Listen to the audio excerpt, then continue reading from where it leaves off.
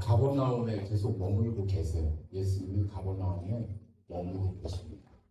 여러분, 가버나움에 머물고 계신 예수님이 이제 말씀을 전하고 지붕 뚫는 그 사람들을 고치고 또 이곳저곳을 다니시면서 복음을 전하고 계시면서 어때요? 다시 이제 제자를 부르는 장면 하나가 나오기 시작합니다. 그게 누구냐면 세리마태, 평판에 대한 이야기를 오늘 해보려고 합니다. 마가복음 2장 13절에서 17절까지입니다. 한 절씩 읽겠습니다. 예수께서 다시 바닷가에 나가시매 큰 무리가 나왔거늘 예수께서 그들을 가르치시니라. 또 지나가시다가 알페오의 아들 레위가 세간에 앉아 있는 것을 보시고 그에게 이르시되 나를 따르라 하시니 일어나 따르니라. 그의 집에 앉아 잡수실 때에 많은 세리와 죄인들이 예수와 그의 제자들과 함께 앉았으니 이는 그러한 사람들이 많이 있어서 예수를 따르려니라. 바리새인의 서기관들이 예수께서 죄인과 세리들과 함께 잡수시는 것을 보고 그의 제자들에게 이르시되 어찌하여 세리인 죄인들과 함께 먹는가. 다시 다 같이 읽겠습니다. 예수께서 들으시고 그들에게 이르시되 건강한 자에게는 의사가 쓸데없고 병든 자에 대하여 쓸데있느니라. 나는 의인을 부르러 온 것이 아니요 죄인을 부르러 왔노라 하시니라. 아멘. 가버나움에 계속 머물고 있습니다. 여기 보이시죠? 여기 가버나움입니다. 갈릴리 호수의 제일 이쪽, 위쪽, 그 가운데쯤이 가버나움입니다. 여러분 가버나움 하면 어디쯤인지 기억을 해주시면 좋겠습니다. 그리고 이쪽 바깥이 지중해고요. 지금 여기가 가자 지구 정도 되는 겁니다. 이쪽이. 그런 상황이에요. 이 지도가. 그렇습니다. 지금 이 사진이 영화에 나오는 이 세리의 모습, 당시의 세리의 모습을 보증한 그 사진이 있어서 제가 긁어왔습니다. 세리가 저렇게 돈을 세고 돈 내고 바꿔주고 그리고 자기가 이득을 취하고 누가 월급을 주는 게 아니에요. 이렇게 해서 세리로서 이거 받아서 그곳에서 자기 월급 취하고 그리고 로마에 이렇게 내야 되는 거예요. 근데 처음에는 이 사람들이 많이 했겠어요? 처음에는 무서워서도 많이 못했을 거예요. 근데 하다 보니까 나 월급을 좀 더 받아야 될 것 같은데 좀 더 하다 보니까 세금보다 자기 월급이 많아지는 것들이 많아지는 상황이 벌어지고 있었던 시대가 바로 이 시대였습니다. 이거 얼마나 힘들었겠어요. 일반 이 사람들이 살아가는 게 일반 백성들이 살아가는 게 얼마나 힘들었겠어요. 그러니까 그런 힘든 중에 병원 갈 돈도 없고 병원도 없고 아무것도 없는 그런 시점에 예수님이 딱 나타나가지고 귀신도 쫓아내고 병도 고쳐주고 말씀도 가르쳐주고 하니까 옛날 어른들이 그러잖아요. 옛날 어른들이 그랬어요. 야, 교회 가면 좋은 얘기도 들려주고 좋은 거 너희들한테 가르쳐줘 라고 얘기했기 때문에 교회 많이 갔던 거예요. 근데 예수님 당시에도 뭐였어요? 아무것도 할 수 없는 그 사람들에게 예수님이 찾아와서 어때요? 예수님 앞으로 나올 수 있는 그 일들이 벌어지기 시작한 거예요. 그래서 예수님이 바닷가에 나가서 이렇게 있으니까 거기에 큰 무리가 나와가지고 예수님이 가르치신 거예요. 야, 와, 가르칠게. 이런 게 아니에요. 왜냐면 예수님이 바닷가에 갔더니 사람들이 그렇게 큰 무리가 되어서 뭉쳐 있는 거죠. 그래서 예수님이 뭘 가르치셨겠어요? 천국 복음을 가르치셨죠. 어떤 것을 위해서 왔다. 내가 무엇을 위해 왔다. 내가 너희들을 위해서 무엇 하려고 왔다라고 하는 그 이야기를 지속적으로 하셨을 거란 말이에요. 그 이야기가 뭐예요? 회개하라 천국이 가까우니라 라고 하는 그 얘기가 주를 이루었을 거예요. 다른 여러 가지 얘기가 있는 게 아니에요. 예수님을 통해 그 회개하라 천국이 가까웠다? 누구 때문에 천국이 가까웠어요?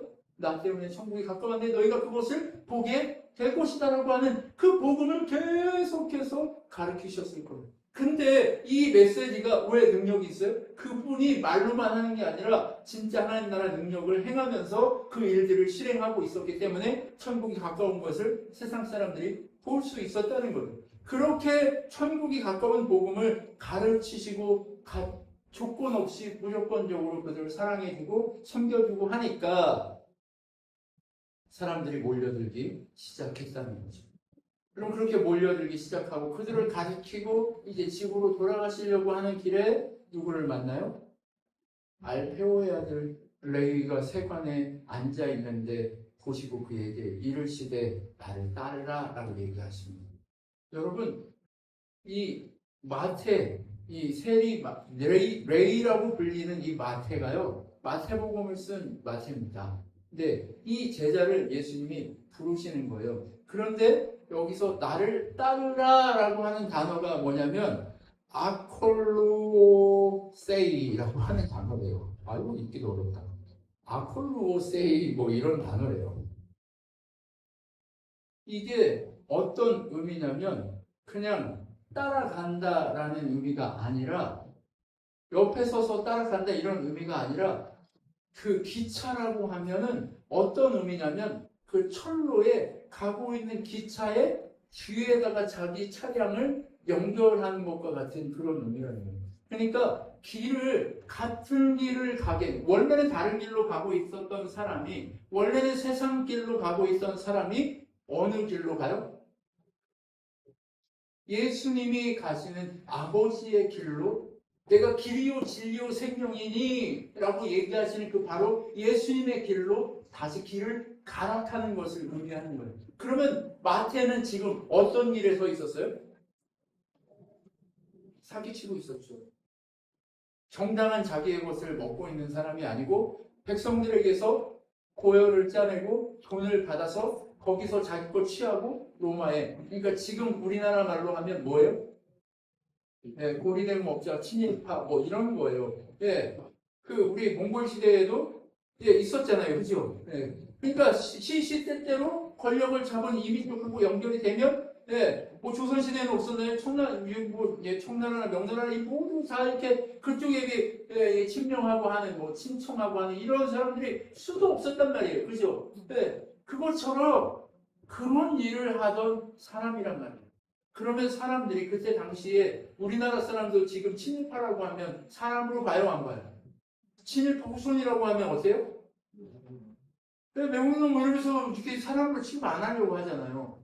그런데 당시에 누구요? 세리는 바로 우리가 지금 느끼는 그런 정도를 넘어서요. 네. 왜요? 대놓고 해먹잖아요. 대놓고 해먹는 게 보이잖아요. 근데 얘네도 계속 상급자에게 상납해야 되고 하는 이게 끊이지 않고 있으니까 어떻게 해요? 어쩔 수 없이 그렇게 되는 그런 상황도 있단 말이죠. 근데 이제 레이가 그 곳에서 먹고 살아야 되니까 떠날 수 있어요, 없어요? 그 길을 포기할 수 없는 거예요. 그 자기 직업을 포기할 수 없는 상황인 거예요. 근데 예수님이 어느 날 갑자기 와가지고 얘기하는 거예요. 아콜로 세이. 무슨 그 뭐지? 주문해 오는 거 같은데. 해리포터에 보면 주문해 오는 아콜로 세이. 네. 뭐 이렇게 주문. 읽기도 어려워 참. 아무튼 그렇게 어때요? 예수님을 부르는 거예요. 나를 따르라.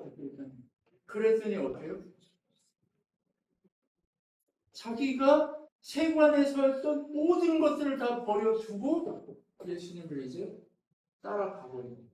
이 이스라엘 문화가 따른다는 게 어떤 거냐면 한 사람의 스승이 제자를 선택하잖아요. 그러면 그 스승이 선택한 제자는요, 문화생으로 들어가면 어때요? 자기가 지금까지 해왔던 모든 방식을 버리겠다는 뜻이에요. 그렇죠. 우리나라도 마찬가지였어요. 도공들이요. 내 모든 것을 다 내려놓고 스승님의 방식대로 하겠습니다. 그래서 무슨 누구의 파 이렇게 뭐가 나오잖아요. 그렇죠. 근데 그 중에 스승이 선택한 제자는 누구밖에 없어요? 수제 한 사람밖에 없습니다. 그렇죠.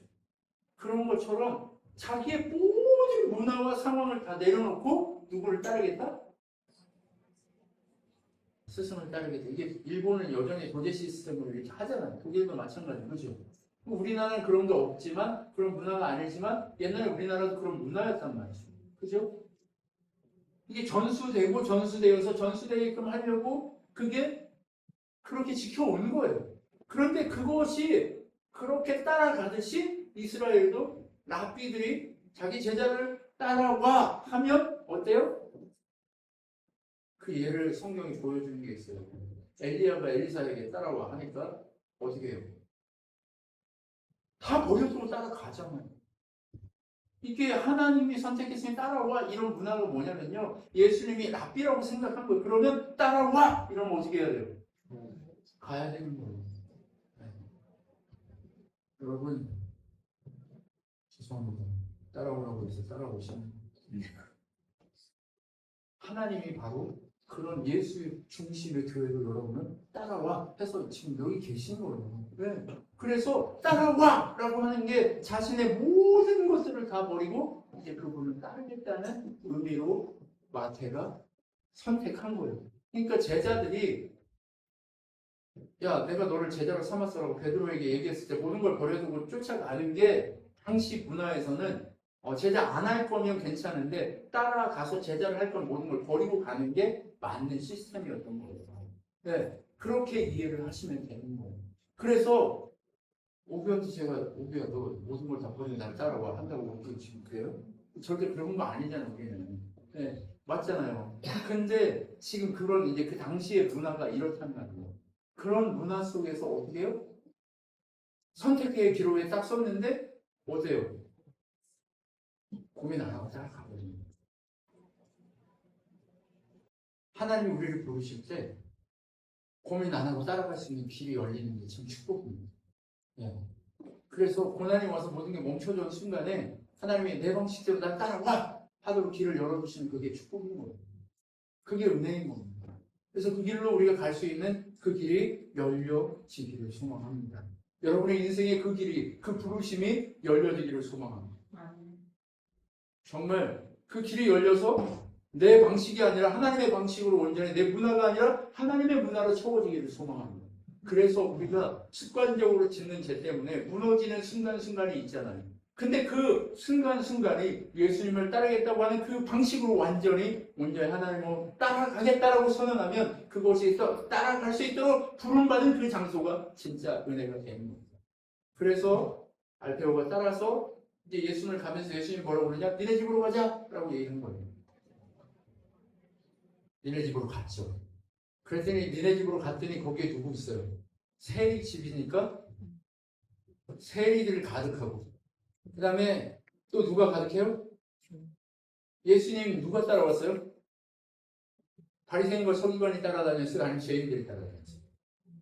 죄인들이 따라다녔어요. 당시의 죄인들이 따라다닙니다. 여러분 사울 시대에 다윗을 따라다니는 사람들이 누굴까요? 네. 다윗을 따라다녔던 사람도 능력이 있지만 사울에게 찍혀가지고 죄인이 된 사람들이 다윗을 쫓아다닌 거예요. 예수님을 따라다니는 사람도 당시에 정말 문화 속에서 어때요? 죄인으로 찍힌 사람들이 예수님을 따라다니기 시작한 거예요. 왜요? 뭔가 새로운 길이 열릴 거라고 생각하니까 그 길을 따라다니시는 거예요. 근데 당시에는 뭐가 제일 중요해요? 훌륭한 랍비면 평판이 중요합니다.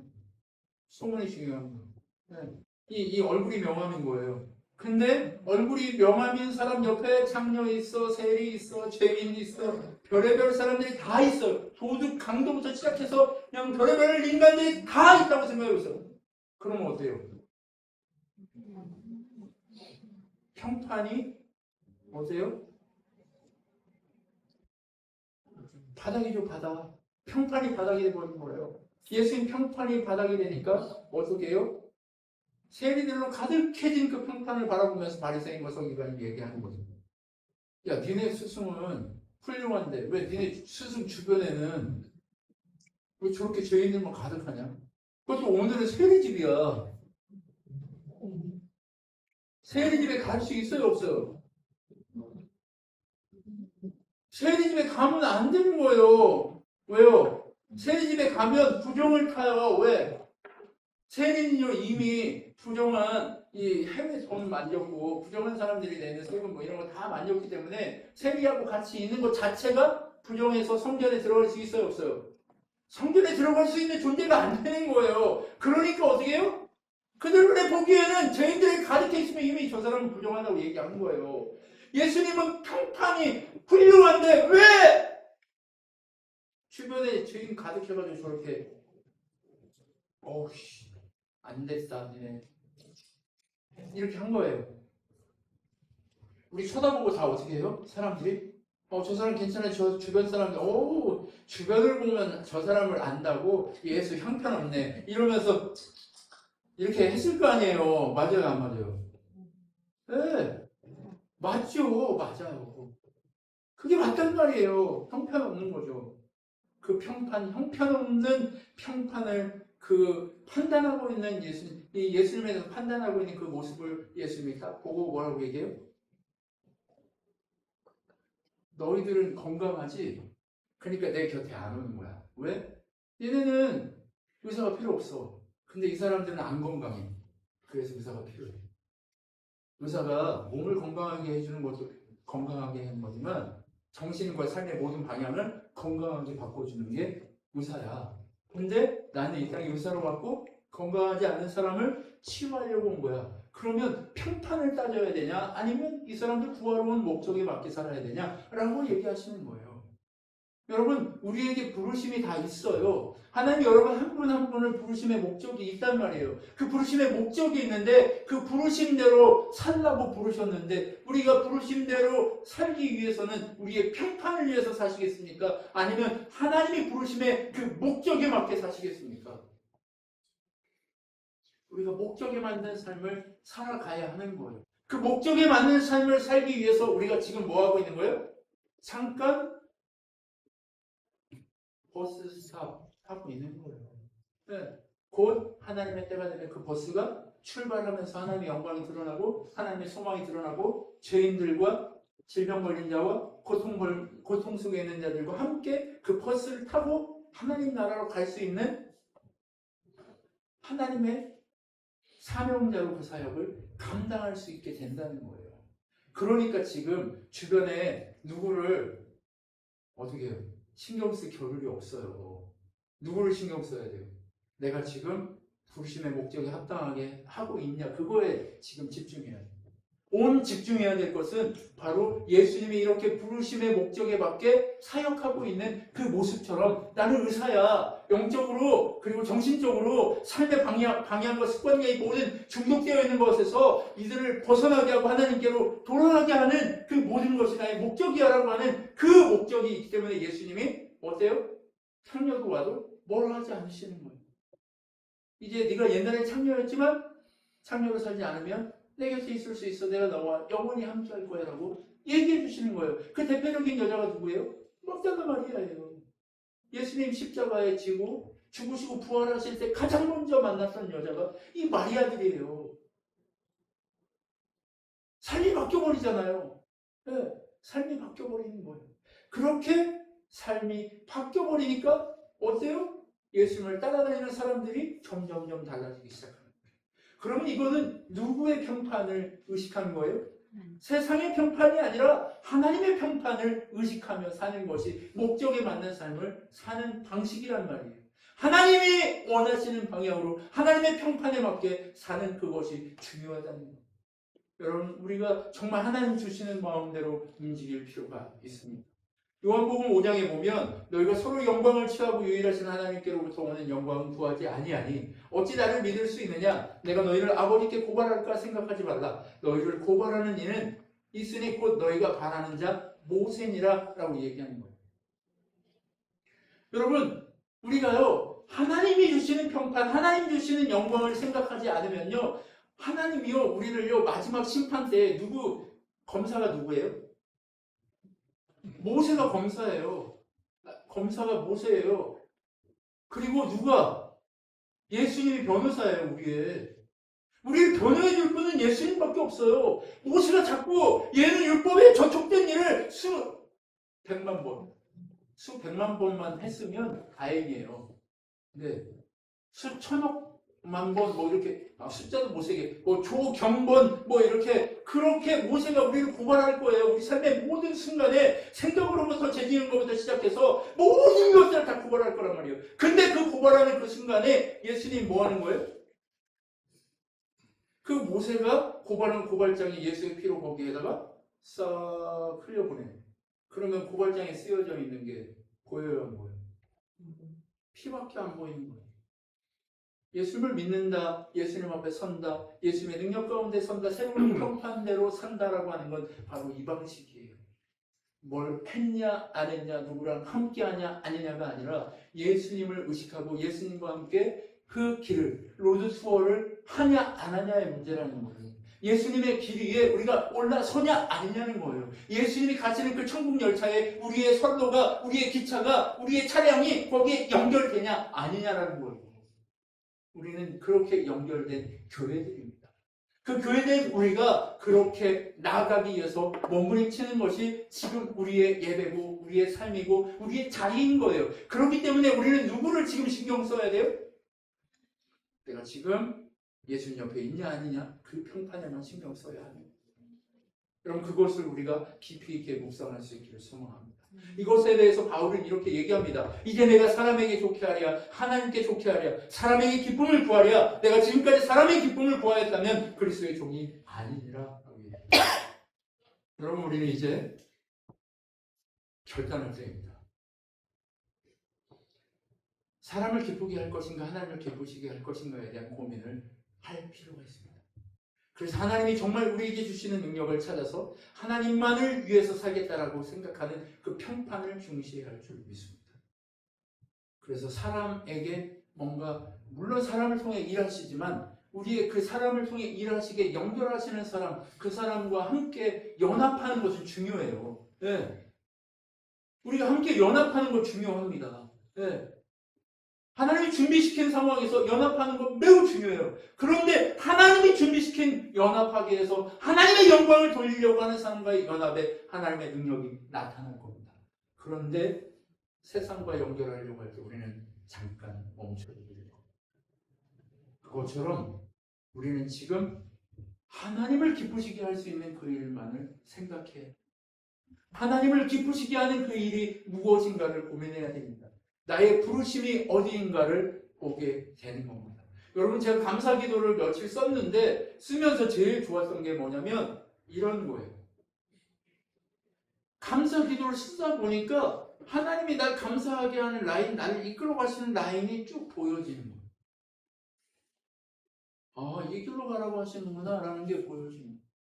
여러분 그래서 여러분 우리가 기도하면서 감사일기를 하루하루 이렇게 써갈 때 매일 안 쓴다고 누가 때리지는 않아요. 그런데 정말 하나님 앞에 감사하는 그 마음들을 기록하기 시작하니까 그게 기록으로 남아서 이렇게 보여지더라고요. 사람이 망각하기 때문에 그때 감사했지 하고 끝나는데 계속 그게 보여지더라고요.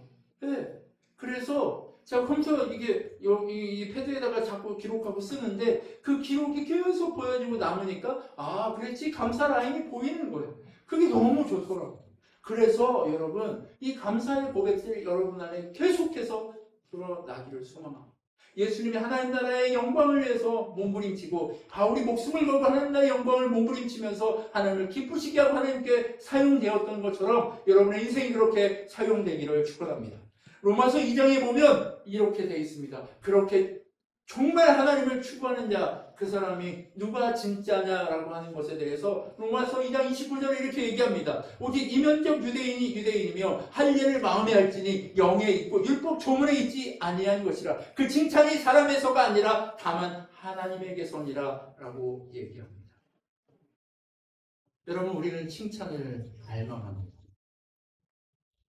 세상에서도 칭찬받아 마땅한 삶을 사는 것이 중요합니다. 그런데 우리가 갈망해야 될 건 누구의 칭찬이냐? 하나님의 칭찬입니다. 세상이 우리를 비난한다 할지라도 하나님의 칭찬을 위해서 몸부림칠 줄 아는 자가 될 필요가 있습니다. 여러분 진짜 하나님이 택한 백성이 누구냐? 마음으로 하나님을 갈망하는 자, 그가 진짜 하나님이 택한 목적에 맞는 삶을 살아가는 자인 줄 믿습니다. 그렇기 때문에 이 하나님의 세대를 찾고 있는 이 마지막 때에 우리가 깨어서 해야 될 건 뭐냐? 하나님을 기쁘시게 할 일이 무엇인가를 생각하는 거예요. 그건 뭐예요? 첫째는 예수님 안에 있는 거겠죠. 근데 예수님 안에서 기뻐하는 겁니다. 빌립보서 4장 4절에 보면 뭐라고 되어 있어요? 예수님 안에서, 주 안에서 너희는 항상 기뻐하라고 얘기하고 있어요. 주 안에서 기뻐할 수 있고 그 주 안에 있을 때 모든 것들이 시작되는 겁니다. 그렇게 주 안에 있으려고 하나님을 갈망하고 하나님을 바라보고 하나님을 기대하고 하나님께서 그 권능 안에서 우리를 온전히 살도록 하실 것을 믿고 신뢰하며 달려갈 때 결국 그 나라가 나의 나라가 되고 그 나라가 이 땅에 나의 삶에 실현되어서 모두에게 그 나라를 소개할 수 있는 놀라운 역사의 현장이 일어나게 될 줄 믿습니다. 여러분, 놀라운 기적의 현장이 일어났으면 좋겠습니다. 놀라운 기적의 현장이 여러분의 삶 가운데 일어났으면 좋겠습니다. 그래서 어떻게 하면 당신처럼 될 수 있어요 할 때 하나님이 이렇게 하셨어요 라고 하는 그 자리를 보여줄 수 있는 여러분이 되셨으면 좋겠습니다. 그 자리가 여러분을 통해 나타날 수 있기를 소망합니다. 하나님이 여러분을 그렇게 사용하게 될 줄 믿습니다. 하나님이 여러분을 그렇게 사용하셔서 하나님의 영광의 품으로 우리를 이끄셔서 하나님의 복음을 흘려보내고자 하는 여러분의 갈망이 흘러갈 수 있게 만들어주실 줄 믿습니다. 하나님이 여러분을 그렇게 사용하시는 그 사용하신 가운데 여러분이 온전히 쓰임받는 여러분의 인생이 되기를 소망합니다. 여러분, 마지막으로 여러분 옆에 계신 분에게 인사했으면 좋겠습니다. 하나님께 쓰임받는 마지막 한 사람이 됩시다. 마지막 한 사람이 됩시다. 기도하겠습니다. 하나님 아버지, 감사합니다. 우리가 늘 깨어서 하나님만이 우리에게 능력이신 것을 고백할 수 있기를 소망합니다. 우리가 깨어있지 않으면 그 갈망함이 늘 식어버리는 것을 보게 됩니다. 그런데 하나님, 그 안에 있으려는 갈망이 있을 때, 하나님을 추구하려는 마음이 있을 때 우리가 무엇을 하든지 하나님과 함께임을 고백합니다. 주님, 그 영광을 늘 갈망하고 그 영광 안에 거하기를 기대하고 그 영광을 침노할 수 있는 우리 신앙교회 성도들이 되도록 역사하여 주시옵소서. 지금은 우리 주 예수 그리스도의 은혜, 하나님의 사랑, 성령 하나님의 위로 교통 충만케 하신 가운데 천국을 침노하며 늘 하나님 나라 가운데 몸부림치기로 결정한 주님의 백성들 머리 위에 영원토록 함께 있을지어다. 아멘. 할렐루야.